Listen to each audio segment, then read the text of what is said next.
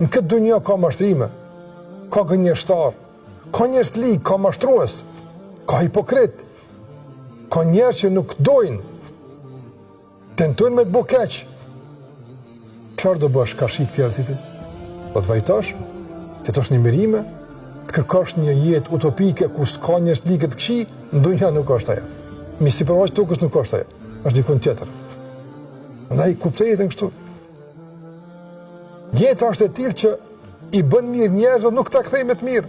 Kuptoj kështu dhe vazhdo me bë mirë.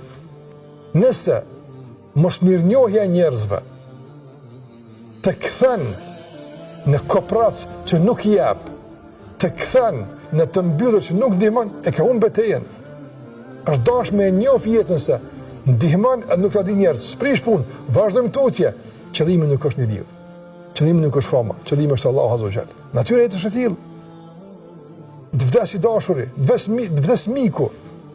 Sa njerëz dorëzohen pastaj kur marrin lajmin se ka vdek dikush nga të afërmit e tij, nga shok, nga miq, nga shoqet e kësaj rreth. Është të mërzitur. Po si ti atë tashmë? Nuk kam mëne shpresë për jetë. E gjen të thyer, dorëzuar, i themi mos e humb betejën. Të ndëruar në luftën e Uhudit, kur përhap lajmi se ka vdek pejgamberi sallallahu alajhi wasallam, disa nga shokët i u thyen. Harruan se në këtë jetë edhe pejgamberi vritet. Harruan këtë. Dhe u dorëzuan. Pra ty në kaloj një tjetër që kështë kuptuar i të ndryshe dhe tha, pse jeni ullur? Në ka vdek pejgamberi. Për çka të luftoj mo? Çfarë kuptimi ka jeta pa të më? Çfarë tha ky burri pjekur, Anas ibn Nadhr? Nëse ai ka vdek, tha ngrituni, vdesni edhe ju për atë që ai vdiq. Me rëndësi kauza ka mbet, si kush e tha Abu Bekri, radiallahu anhu. Kush e ka adhuru Muhammedin, ka vdek Muhammedin. Nëse ke qenë ilur me njeri, ke adhuru njeri, ke jetu për njeri, shkon së bashku me njerin.